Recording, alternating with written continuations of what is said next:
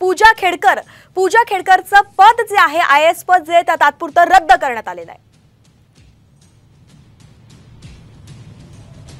नेमकं कोर्टामध्ये काय घडलं आपण आता पाहूयात। या केसमध्ये भावनांना कुठेही थारा दिला जाऊ नये असं म्हटलं गेलंय। 2021 मध्ये अपंगत्वासाठीच्या मेडिकल तपासणीला गैरहजर होती पूजा खेडकर। जामीन मिळाला तर पूजा चौकशीला सहकार्य करणार नाही असं सुद्धा कोर्टाने म्हटलेलं आहे। पूजा यांनी लैंगिक छळाची तक्रार दाखल केल्यामुळे त्यांच्या विरोधात आरोप जे आहेत ते करण्यात आले असं पूजाचे वकील म्हणाले।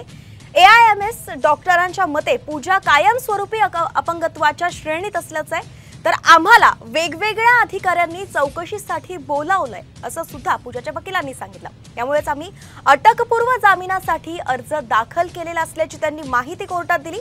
पूजाने सातत्याने नाव बदलल्याचं सुद्धा त्यांनी सांगितलंय।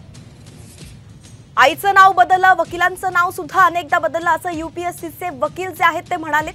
तिने संपूर्ण व्यवस्थेसोबत फ्रॉड केला असल्याचं UPSCच्या वकिलांनी जे ते कोर्टामध्ये सांगितलं। तर एका प्रामाणिक उमेदवाराची संधी तिने हिरावून घेतल्याचा आरोप सुद्धा आपण म्हणू शकतो की तो कोर्टात करण्यात आलेला आहे।